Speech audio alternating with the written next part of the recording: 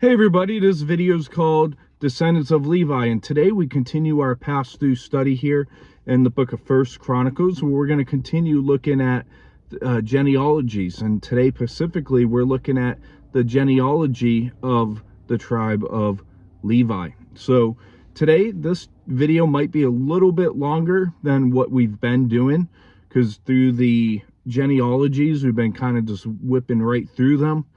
But we're going to also look at the New Testament on something that's applicable with today's chapter. So chapter 6 verses 1 through 30, we're going to take a big bite out at once right here.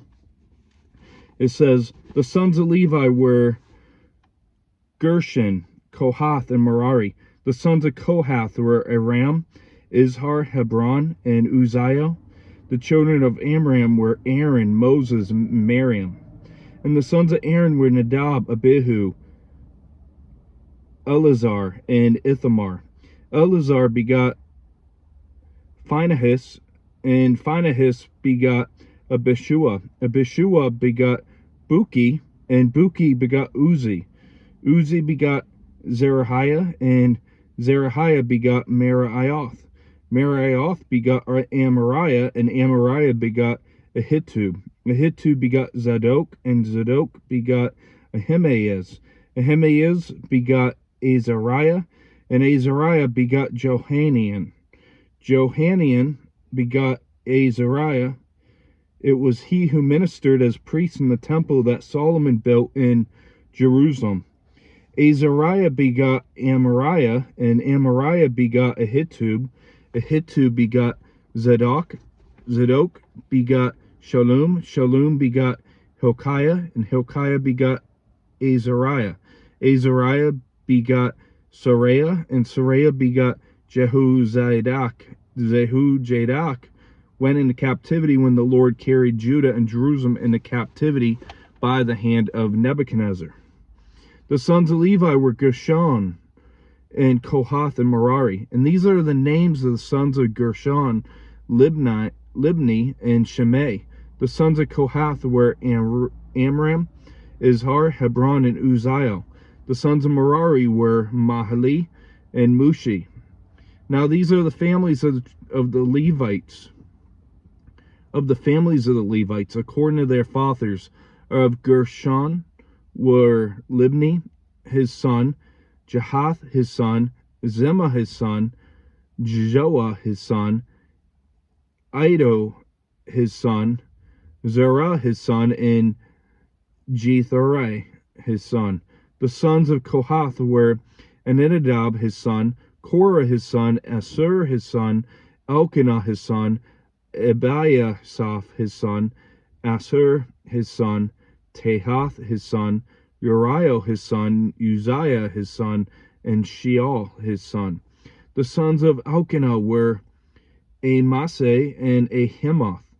As for Elkanah, the sons of Elkanah were Zaphay, his son, Nahath, his son, Eliab, his son, Jehuhim, his son, and Elkanah, his son. And the sons of the Samuel were Joel the firstborn, and Abijah the second. The sons of Merari were Mali, Libni, and his son Shimei, his son, Uzzah, his son, and Shemaiah, his son, Haggai, his son, and Asaiah, his son.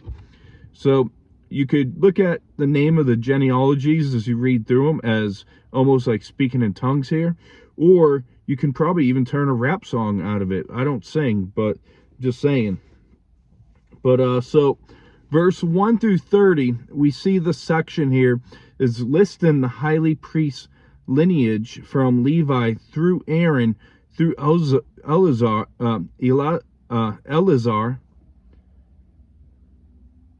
and through Phinehas, of whom God covenanted for a perpetual priesthood back in the book of Numbers chapter 15, or my bad, Numbers chapter 25, verse 11 through 13. And you might notice right off the bat that one of the most common people, like the name mentioned the most in the Old Testament, is Moses. So Moses is through the tribe of Levi here. And one thing to note, as we gone over in the past, is all priests were Levites, but not all the Levites were priests. And theologian Adam Clarke, he stated that he believes the genealogy of Levi here is most sufficient and correct than any of the others given. And he believed that the author of this book was a priest, and that's why it's argued that Ezra is the author of this book. So therefore, he took care in giving the Levitical genealogy carefully, because it was really a desire of his.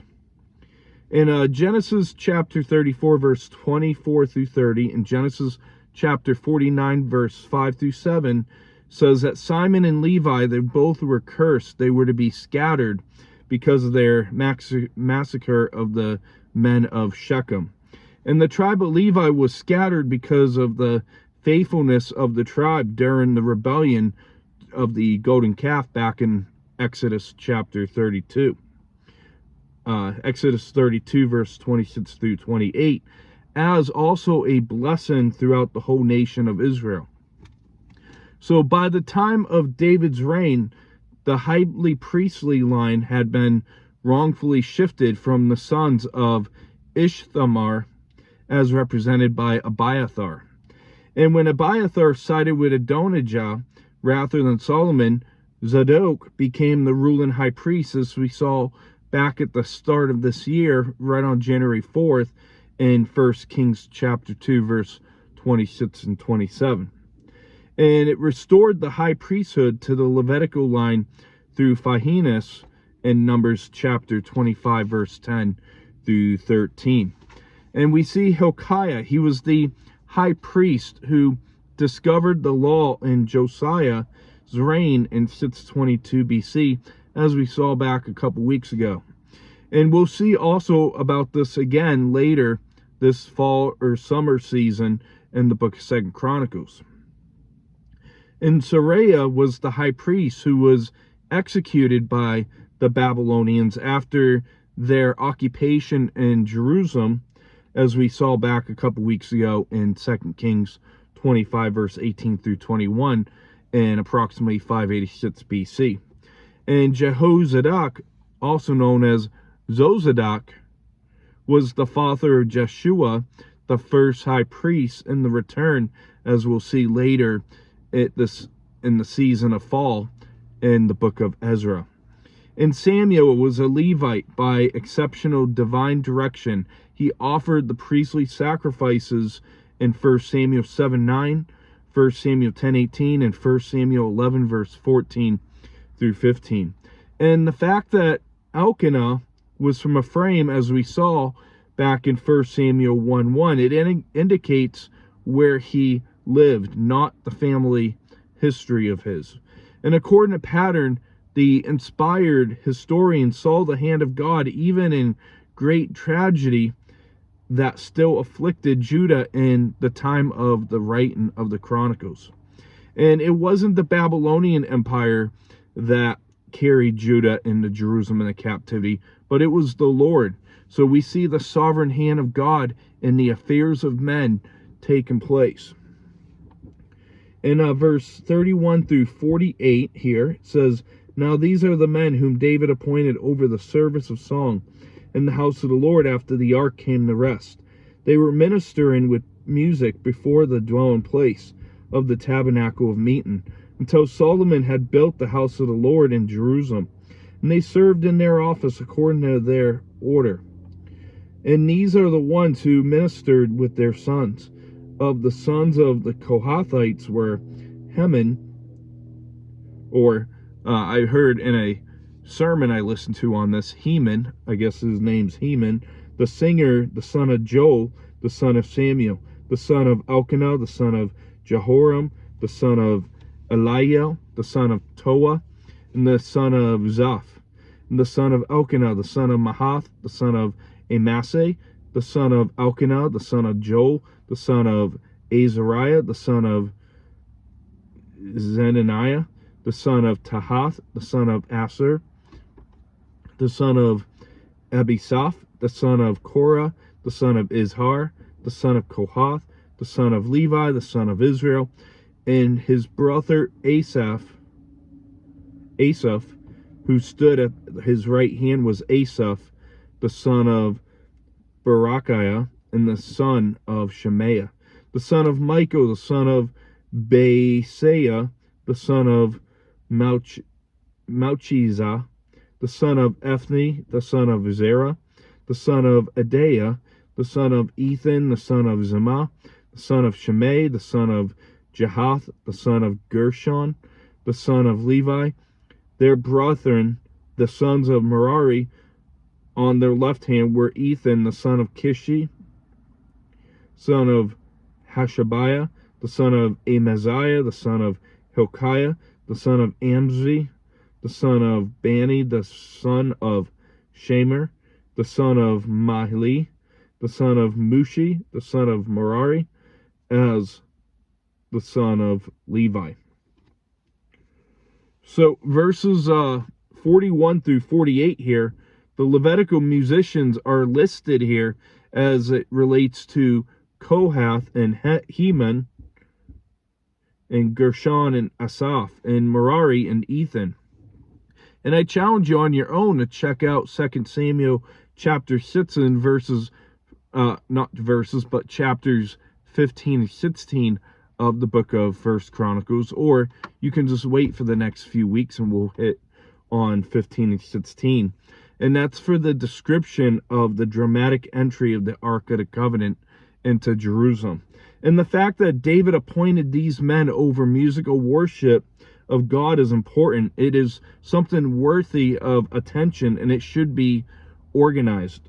And their ministry was music. It was the sacred service before the Lord, worthy of utter dedication and hard work.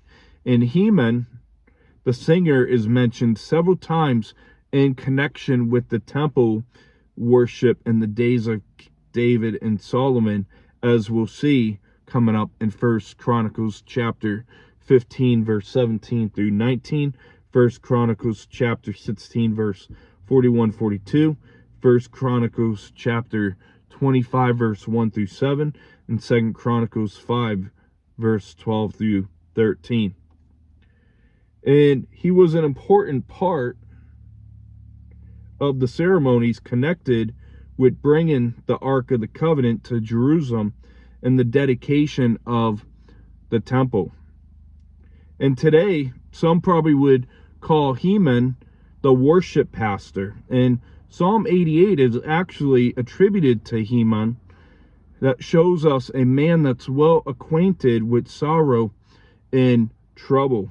And I don't know about you, but I believe that some of the sweetest songs come in the heaviest times of sorrow.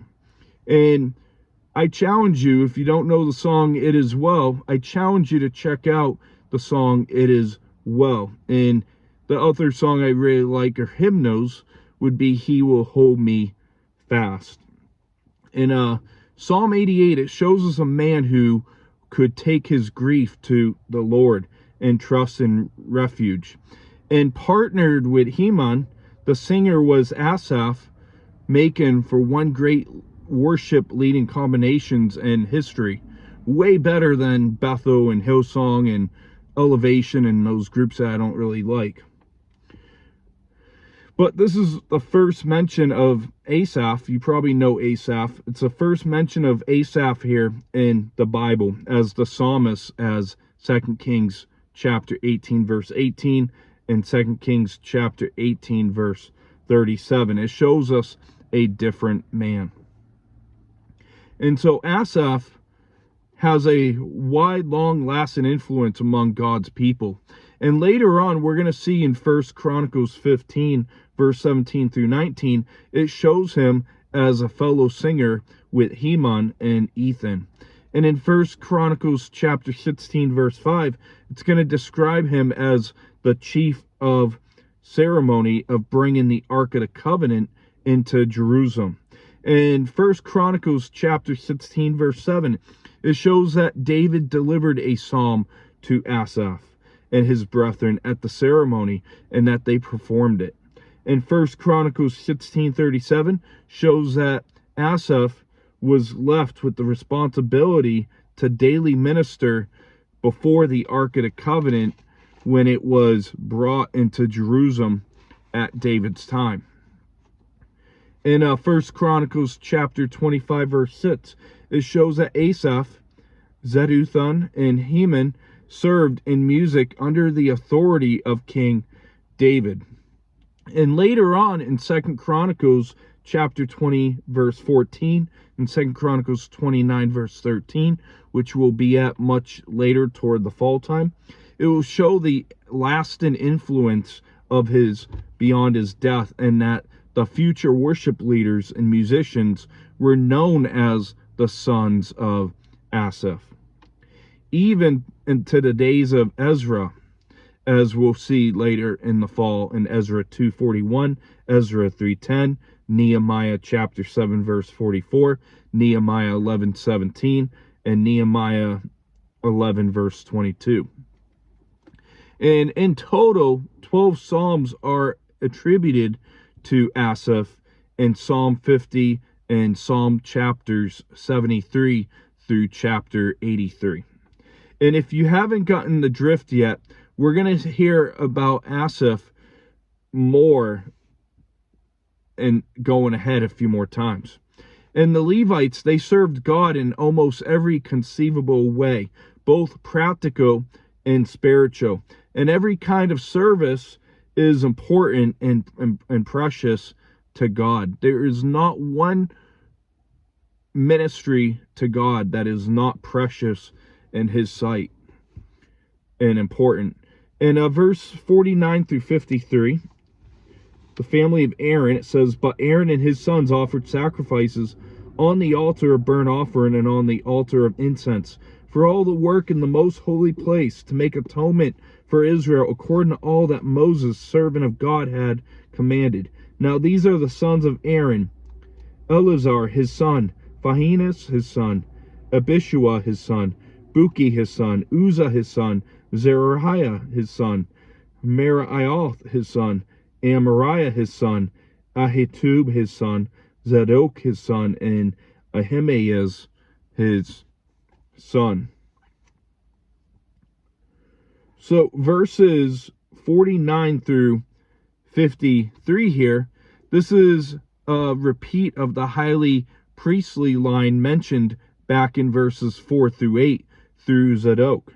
And this repeated genealogy could possibly point to Zedekiah high priesthood for the temple in the millennial reign for those who believe in premillennialism, taken Ezekiel 40, Ezekiel chapters 43 and chapter 48 in the play. And only the priesthood from Aaron and his descendants were authorized to offer the sacrifices on the altar, and only the authorized priest could make atonement for. And notice that Aaron's disobedient sons of Aaron, Nadab and Abihu, you might remember them talked about last year when we went through the series in the chapters in Leviticus chapter 10. They were the sons of Aaron that were judged for bringing strange fire of corrupt worship to the altar. In verse 54 through 81, to finish up the text in today's chapter, hold on here, we're going to go through quite a bit here. It says, "Now these are their dwelling places throughout their settlements in the territory for which they were given by lot to the sons of Aaron of the family of the Kohathites. They gave them the Hebron in the land of Judah with its surrounding common lands. But the fields of the city and its villages they gave to Caleb the son of Zephunah, and to the sons of Aaron they gave one of the cities of refuge, Hebron, also Libnah and with its common lands, Zeter, Eshtemoa with its common lands, Highland with its common lands, Debir with the common lands, Ashan with its common lands, and Beth Shemesh with its common lands.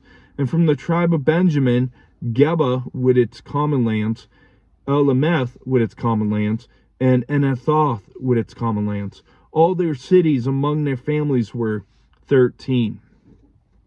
To the rest of the family of the tribe of the Kohathites they gave by lot 10 cities from the tribe of Manasseh, and to the sons of Gershon throughout their families they gave 13 cities from the tribe of Issachar, from the tribe of Asher, from the tribe of Naphtali, from the tribe of Manasseh and Bashan. To the sons of Merari through their families they gave 12 cities of the tribes of Reuben, from the tribes of Gad, and from the tribe of Zebulun. So the children of Israel gave these cities with their common lands to the Levites. And they gave by lot from the tribe of the children of Judah, from the tribe of the children of Simon, and from the tribe of the children of Benjamin, these cities which were called by their names.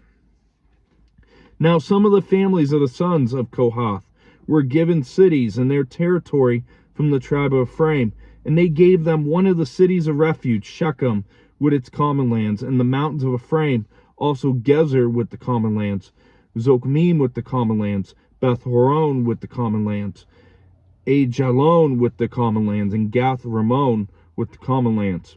And from the half tribe of Manasseh, Aner with the common lands, Bilim with the common lands, for the rest of the family of the sons of Kohath. And from the family of the half tribe Manasseh, the sons of Gershon were given Golan and Bashan with its common lands, with Ashtaroth with its common lands, and with the tribe of Issachar, Kadesh with its common lands, Daberith with its common lands, Ramoth with its common lands, and Anim with its common lands, and the tribe of Asher, Mashah with its common lands, Abdon with its common lands, Hukok with its common lands, and Rehob with its common lands, and from the tribe of Naphtali, Kadesh and Galilee with its common lands, Hamon with its common lands, and Kirjathaim with its common lands. From the tribe of Zebulun, the rest of the children of Merari were given Ramon with its common lands, and Tabor with its common lands. And on the other side of the Jordan, across from Jericho, on the east side of the Jordan, they were given the tribe of Reuben, Bezer in the wilderness with its common lands, Jazah with its common lands, Kedemoth with its common lands, and Mathaith with its common lands. And from the tribe of Gad, Ramoth and Gilead with its common lands, Mahanaim with its common lands, Heshbon with its common lands, and Zazer with its common lands. All right, so I don't know about you. You probably are tired with this in the common lands. I need to take a quick sip here.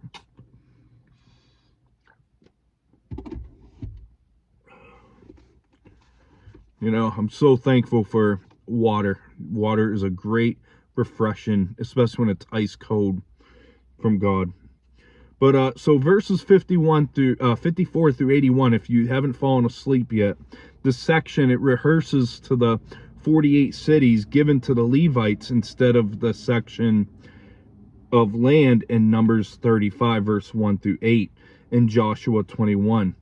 And it also signifies God's intention for the Jewish nation to have a priesthood and a future in the land first given to Abraham, as we saw in the Abrahamic covenant back in Genesis chapter 12, verse 1 through 3.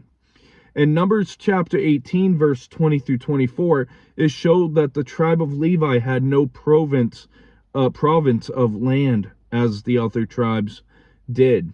And the Levites' inheritance was the Lord himself, and the tithes of the people of God brought to them. So, for a quick wrap up here, because we are at 24 minutes, and you probably never thought we could make 24 minutes out of tons of names here. But for a quick wrap up here, we look today at the tribe of Levi. We see the in-depth of the musicians of the house of the Lord. And we looked back at the family of Aaron's roles and responsibilities. And just to make a record straight, I would have not been in the tribe of Levi because I don't got music skill at all.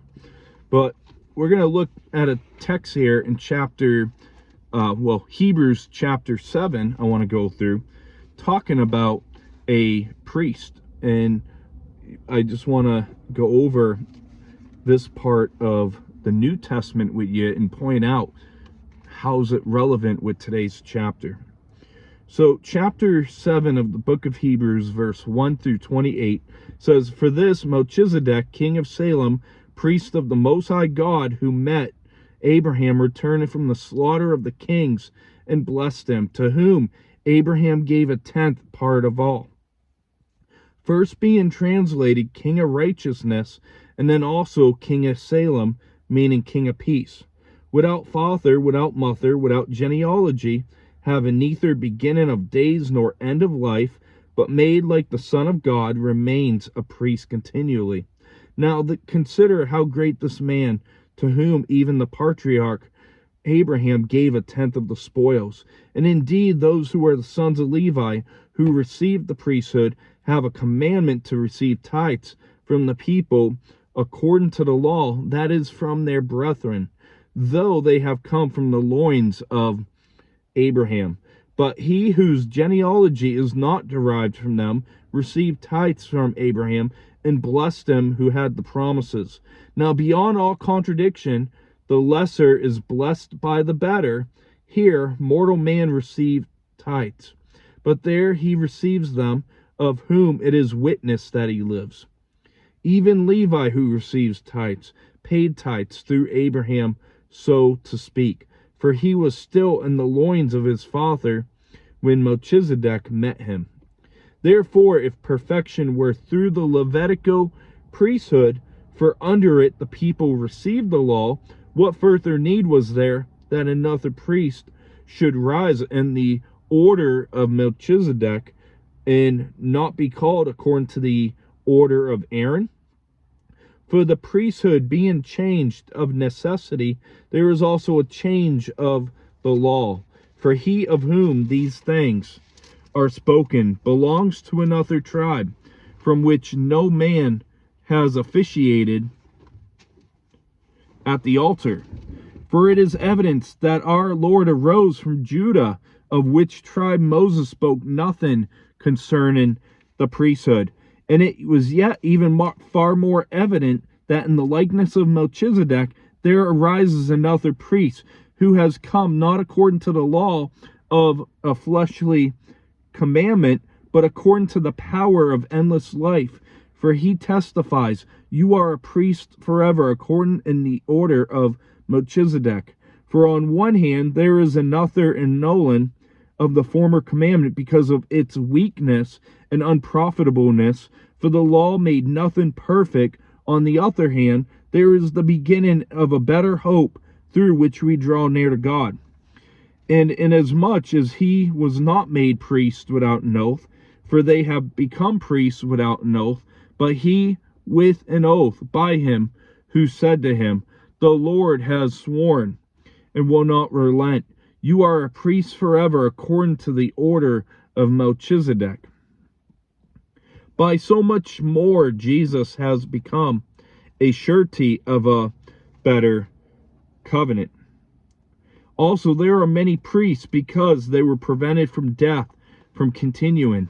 But he, because he continues forever, has an unchangeable priesthood. Therefore he is able to save to the uttermost those who come to God through him, since he also lives to make intercession for them.